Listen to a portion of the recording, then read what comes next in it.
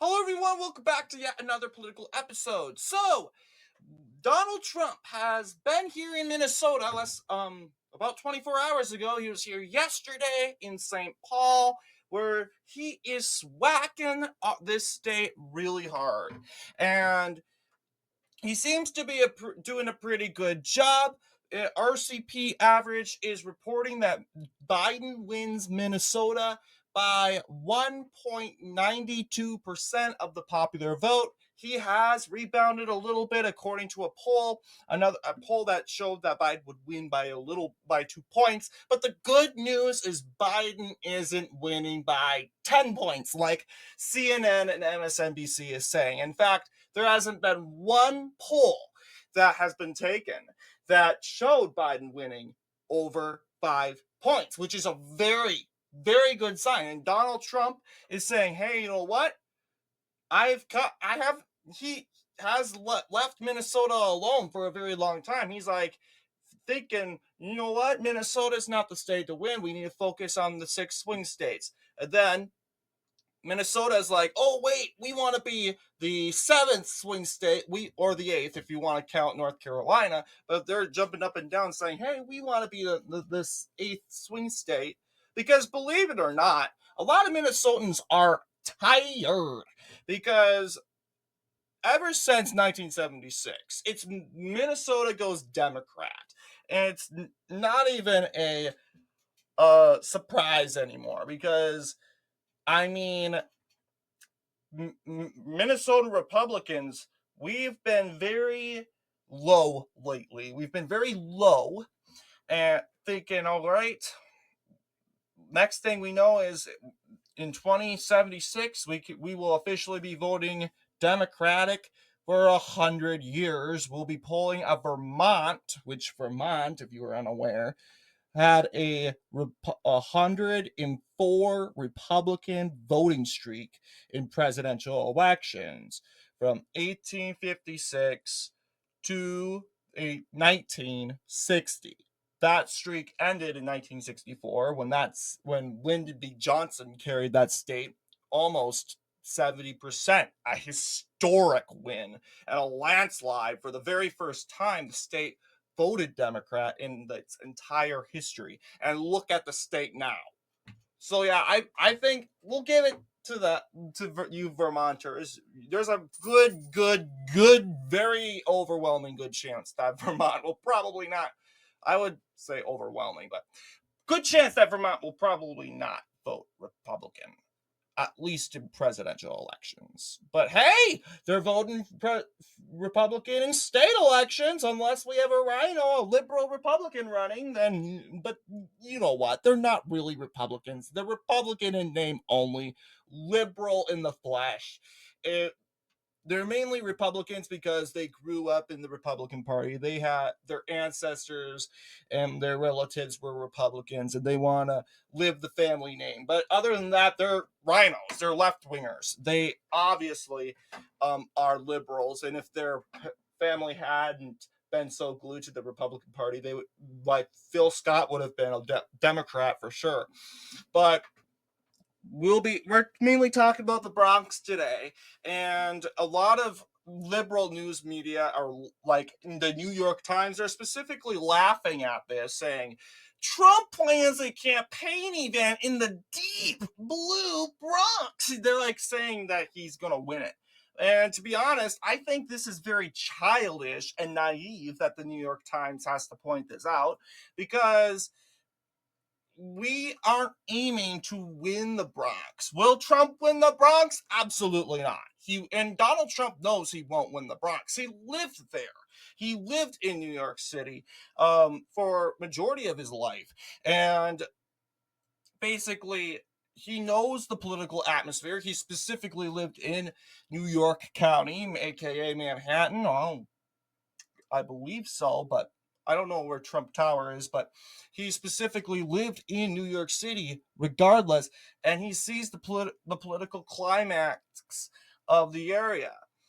And count like the Bronx, which I want to believe is what's the Bronx? What is What's the county name? Bronx County. Okay, they're just simple. We're just going to call it Bronx County. But yeah, this county specifically, the borough of the Bronx, is specifically in for 83.99%. Now, going back into 2022, where Republicans had an extraordinary good year in New York, and I say it's a good year. Republicans enjoy great momentum in New York, despite never winning any state races. I believe it or not, I don't think the New York GOP expects to win any races. It's all about the turnout for them. It's all about turnout in these deep blue states. And if you happen to win a contest, they would probably be peeing their pants in excitement, like, oh my goodness, we won the state controller. Like, never in a blue moon has that happen. And yeah, the only way New York Republicans would probably win is they send a George Pataki in and another rhino, and he goes and smears all his liberalness across the state and lip services about how the Republican part, how his own party is bad and how the Democratic Party is so good. I mean, dude, if you think the Democratic Party is so good, leave. That is what we need. But he's like, no, no, no, no, no, no, no, no. And that's the Democrats kind of want the GOP itself to be more liberal, right? They want a lot of these Democrat, more liberal into politicians to be Republicans, because the more liberal politicians we get into the Republican Party will flip liberal, right? And now we have two liberal parties running the clown show, right? And that's what they're wanting. That's how the liberal left will control this country completely. But will that happen? No. So keep in mind the Democrat agenda. We're going to go ahead and take a look at the New York gubernatorial race. Yeah, you'll see this is probably the best Republicans have ever done in this said race. I don't know if it does say, but you'll see turnout has been very low. In fact, I want us to take a look at the Bronx. And honestly, let's see. New York City results. This is, yes, you have Bronx is right here. This is Manhattan. This long line is the county line. This is the Bronx. All right. All the districts by council map are deep blue. This is basically New York itself. But let's take a look at, yeah, this is New York City, the Bronx, 77.6% of the popular vote. So bringing it down realistically, it doesn't really change. I mean, it went down like 6 points. We'll give it that much. But yeah, it seemed that does that really change? Well, I don't think it. Well, actually, hang on. Yeah, it changed a little bit. It went down from 61.74 to 61.44, but that's not really a dramatic change. And what really influenced that was the turnout. That it's not really about how much votes. It's about how people show up. Like, example, people in New York City were not motivated to go out and vote, right? And they could just say, you know what, I'm not going to vote. And they can do that because New York City is so liberal. A majority, like, you can tell all your friends and neighbors, hey guys, don't go out and vote. Let's see what happens. And in the end of the day, New York would still vote Democrat to an 80 and 70% clip. There is 9 million people in New York City. 9 million people. In the Bronx specifically, only 155,564 people voted for Kathy Hochul. That is really bad. Let's see what the 2020 results were like. So pulling that up, you'll see the 2020 results in the Bronx.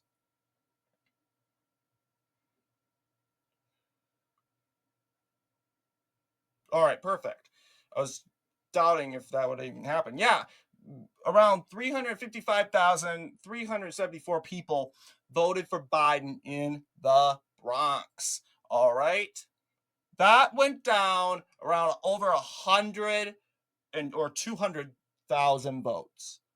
That is probably what influenced, end of the day, the low turnout. Same deal with Manhattan. Well, actually, yeah, 300. Biden won 603,000. And the end of the day, Kathy Hochul got 372. Brooklyn, 703. 402,000. Queens, 277, compared to Biden winning 569. And here's the difference here: Staten Island, the only borough, probably the biggest conservative borough in all of New York, 90,000 votes, and that goes up to actually goes down, believe it or not. This is, yeah, it goes down, and conservative votes rises, as you can see here. Well, actually, no, it doesn't. Low turnout overall, but yeah, the turnout map is interesting, as you can see. But yeah, I like the election shuffler, but turnout. Let's see. We gotta guess the turnout. I wish New York Times just said compared to what the turnout was like. Oh, I think. Hang on. Yeah, this is the turnout map. I think the legend. This is the swing.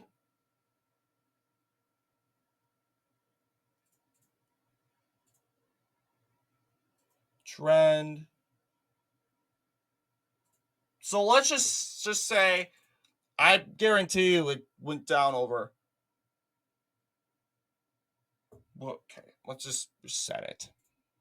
We're looking at the Bronx.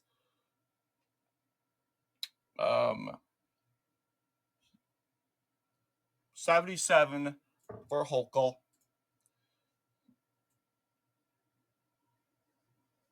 Okay, now this is the thing about the election shuffler I don't like. It gets broken. See, this is not supposed to be happening. And at the end of the day, when I say reset counting, it doesn't reset. Like, seriously. Or did it reset? Yeah, let's just reset it. It's just ridiculous. But yeah, I'm not a fan of using an election shuffler. I prefer using my own elections. Using what YAPMS instead of election shuffler, which is from electionsdaily.com. But yeah, 77 is the vote number we are looking at. So 77.6. Yeah, I can't get to that, but let's see. Let's bring the adjusted turnout.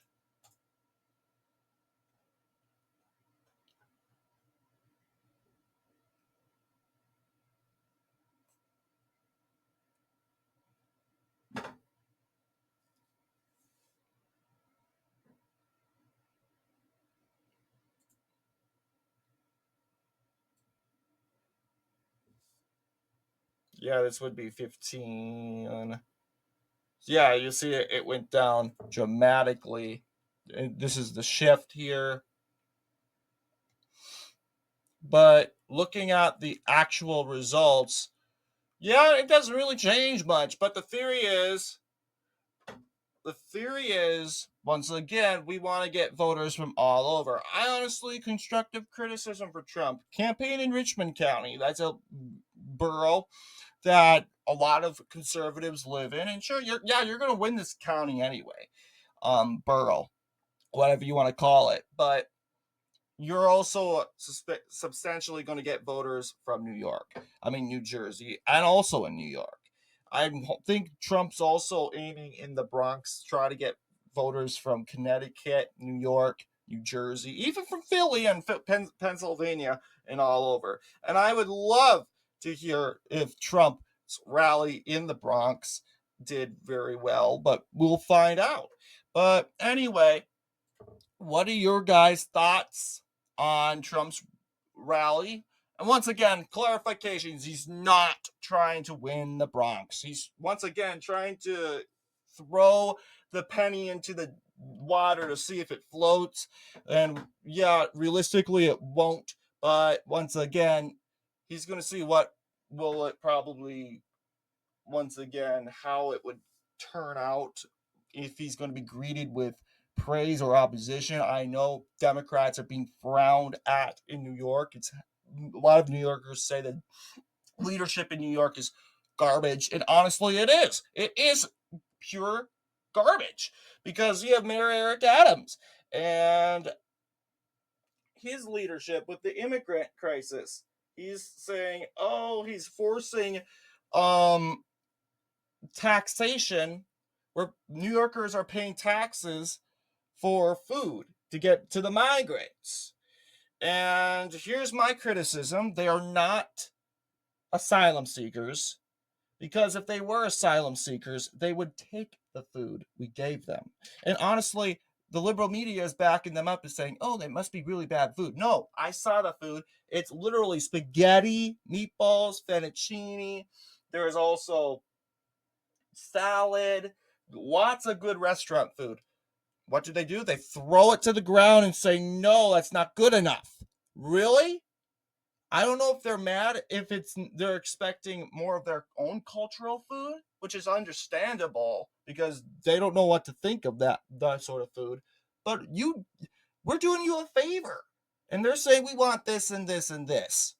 And I'm like, okay, if you were really asylum seeker and you were really hungry, you would eat our food. And it's not gross food. Come on. And yeah, and in the end of the day, American taxpayers suffer. Another smack in the face to taxpayers, giving them paying for food that people won't even eat. I mean, let's be honest, there are some people that will eat it. But there has been a lot of problems and refusals due to basically us offering them the food and they're not taking the food. So people are really frustrated with that and they're demanding housing. And crime's rising out of control, and Mayor Eric Adams is just caving into the demands of the wokeness. But yeah, let's see. Maybe people are saying, you know what? Trump was right. And honestly, he was. Trump was right. And honestly, majority of people say, wow, remember back when Trump was hated on for his views on the wall? He was accused of blocking off Mexicans and blocking off children from their families, and they were painting him as a selfish, greedy monster. And guess what? All that, and they're like, oh, wow, we really do need the wall. And even Biden said that. That's why he's adding border wall. But if Biden does it, it's fine. He gets away with it. This is a narrative thing, guys. Democrats will take advantage. If you have an R by your name, you're the most evilest person by the name, but in the world. And if you have a D by your name, and if you cater to the woke establishment, guess what? You are a freedom fighter. You are a loving and fair individual who fights for all lives. It's just ridiculous. And in the end of the day, no, they're only fight for themselves and their bank accounts, because Mayor Eric Adams isn't trying because he's benefiting from it. He's getting lots and lots of money, and in the end of the day, New Yorkers are losing money, whether it's crime, bankruptcy, high taxes, desperation, inflation. So that's my initial take in New York. And I'm really hoping there's always going to be the average New Yorker who's going to hate on Trump and show up and heckle him. But I'm hoping a lot of people show up into the Bronx. And a lot of people may not be from the Bronx, but I'm really hoping that people take the opportunity. If you're really thinking, you know what, maybe Republicans are right, I encourage you to listen to Donald Trump for once. MSNBC and the liberal media say, don't listen to Trump, it's racist. You'll be brainwashed by Trump if you listen to one sentence of what he says. And unless, of course, they're putting it out of context, then you can listen to it as much as you want. But don't listen to the campaign. Don't view the campaign video. No. Don't do the campaign. Don't view the live campaign rally. Misinformation, terrorism. But really, they say that because they don't want the viewers to see the actual footage. And then people are going to be like, oh, wait, this was taken out of context. You've been exposed. The liberal media would be exposed. So, of course, they're going to say, oh, don't view the campaign video. Oh, don't view the live in the archive or whatever. Don't look up the live video or whatever. Don't look up the actual footage. You'll be brainwashed by the terrorism and the extremism. No. I'm sorry. No, we, the American people, can look up and watch whatever we want. And that's the liberal media then telling you what you can do and what you can't do. And if you do it, you're an extremist. So, yeah, the left is clearly the authoritarian, totalitarian in this country. So what do you guys think? Let me know down in the comments below. As always, see you all in the next political episode.